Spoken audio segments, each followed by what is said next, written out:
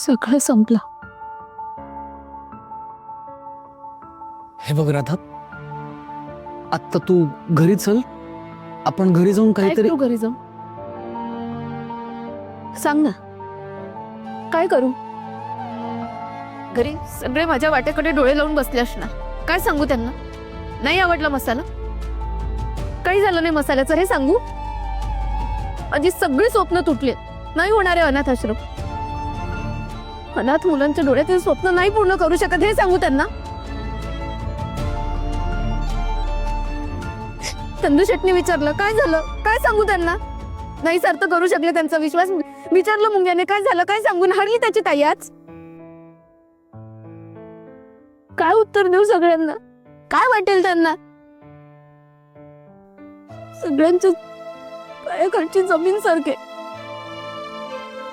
मीच चुकले, माझी चूक आहे याच्यात. मीच माझ्या नशिबापेक्षा मोठी स्वप्न बघितली. माझी लायकीच नाहीये स्वप्न बघण्याची.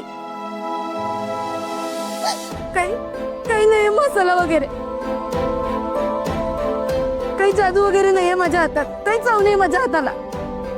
मला काय वाटलं 4 लोकांनी कौतुक काय केलं तर माझा मसाला जगात भारी आहे. माझ्या मसाल्याने मी अख्खं जग जिंके. काही चाव नाही माझ्या हाताला. तुम्हाला साधा चांगला मसाला नाही बनवताना चांगला मसाला नाही बनवताना. राधा काय करतेस? असा स्वतःला त्रास करून स्वतःला दोष देऊन काय होणार आहे? मग कुणाचा दोष आहे याच्यात? सांग ना. मी चांगला मसाला बनवला नाही म्हणून त्यांना आवडला नाही. नाही नाही नाही राधा, असं काही नाहीये. मग कसं आहे सांग ना विराजस, कसं आहे मग? का नाही आवडला त्यांना मसाला? सांग ना, बोल ना.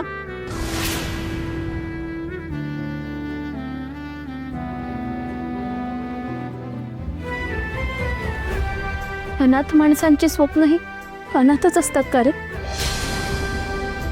त्यांना कोणीही जवळ करत नाही का? त्यांना असं स्वतःच असं हक्काचं असं सुख नसतंच का रे? सांग ना विराजस.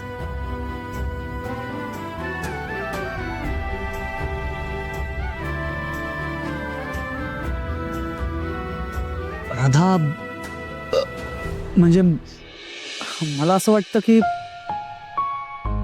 तू जो विचार करतेस तो काही बरोबर करतेस असं मला